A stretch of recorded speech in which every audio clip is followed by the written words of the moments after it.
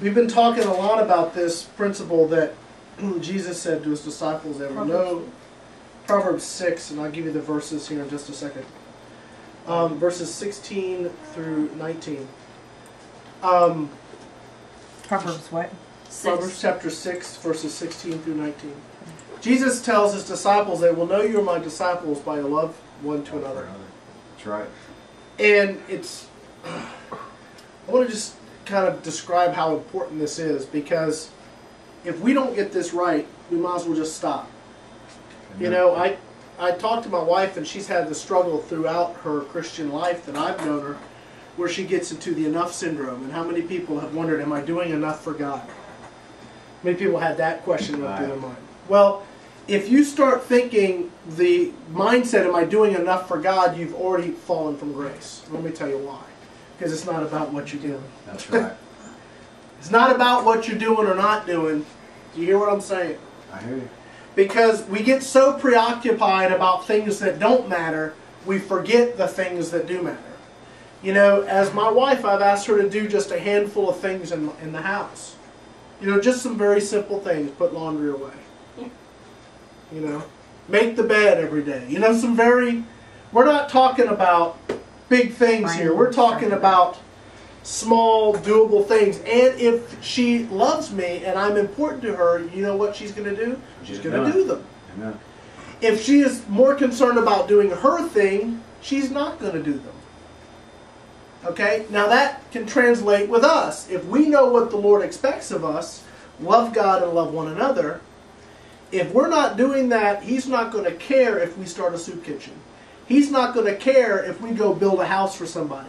He's not going to care about the things we think we're doing for Him. Amen. If we don't deal with the first stuff first. That's right. Oh, amen? That's right. Amen. You know, I look at people and they go out. I remember this one woman that was preaching. She was an evangelist, apostle. I don't know what she called herself, but she was some sort of thing at a Pentecostal holiness church. And she got up and she did the chicken jerkin, and she said, oh, I feel the Spirit, and the Spirit's talking, and all this stuff. And then at the end of the service, we got into a discussion, and she started talking about how she puts her husband in place. And she actually started her sermon that day about how she puts her husband in place and how it's important that we keep our house. I mean, the analogy was talking about how we have to keep our lives clean. Amen.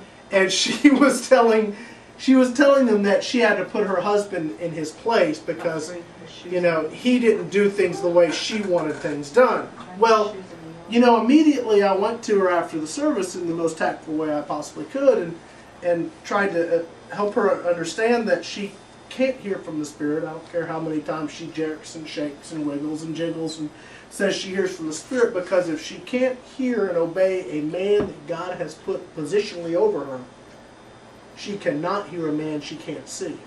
How'd that fly for you? Not terribly well.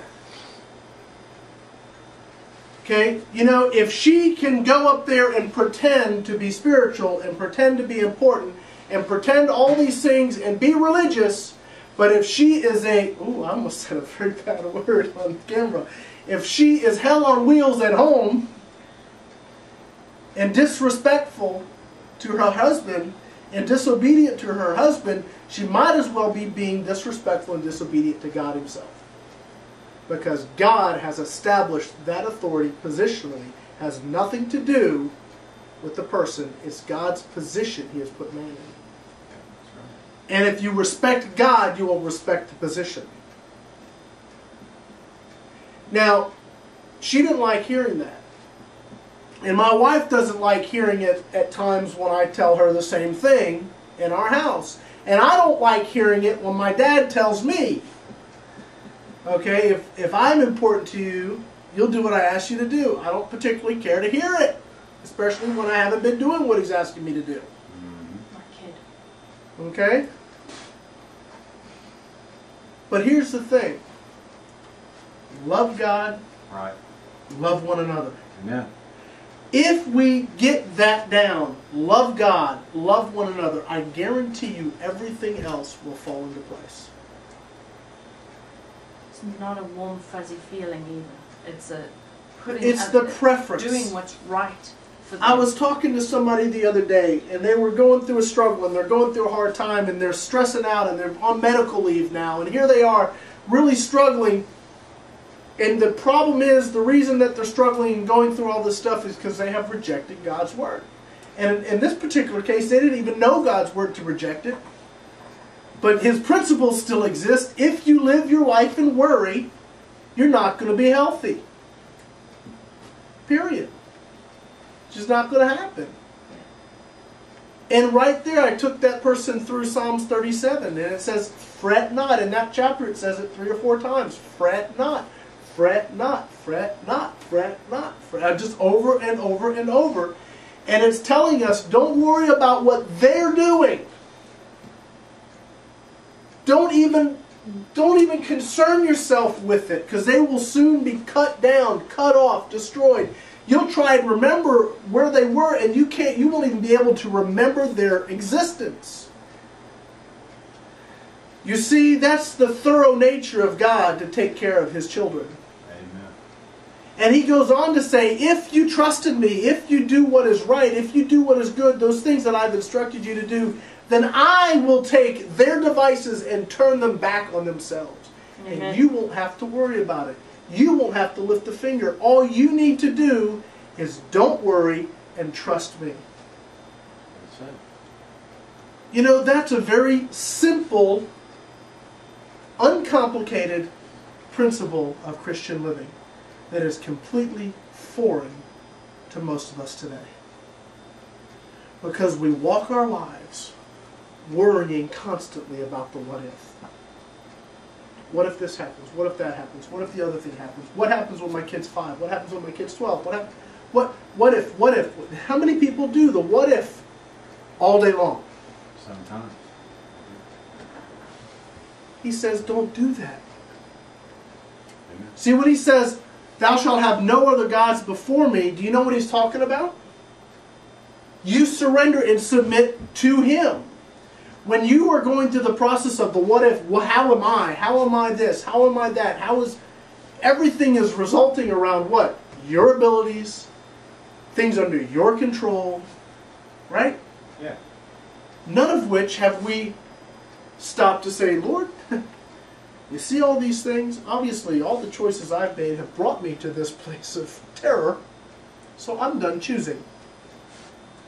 I asked this person, I said, look, we've made all these choices. You made all these decisions and choices. How's that working for you? Not terribly well.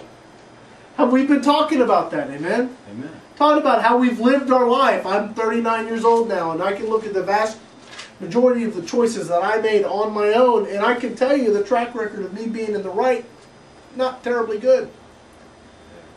The track record when I surrender to the Lord and submit to Him and His will and His way, Right. it's 100% in the good column. Amen. That should show me something. Should show me that I need to stop the what ifs and the worrying and all the stuff and surrender to Him. That's the loving God. That's the preferring God. That's preferring His way.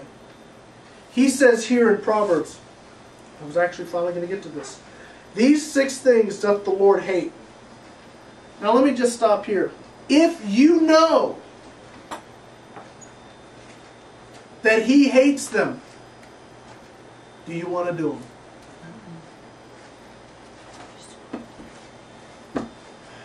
No. No. No. You don't want to do them. Amen? You don't want to do the things you know God hates. Let's read them. These 6 things doth the Lord hate. Yea, 7 are an abomination to Him. A proud look. How many times have we lived in pride? How many times when the truth has hit us, Brad, you read John 3:16 in that whole passage there, and it goes on, it says, and this is the condemnation, that light has come into the world, but what? Men prefer darkness because their deeds were evil. They don't want to come to the light because then their evil would be exposed. That's right. That's what? Pride. Yeah. Paul tells Timothy, and the latter day, no, he says, the Spirit speaks expressly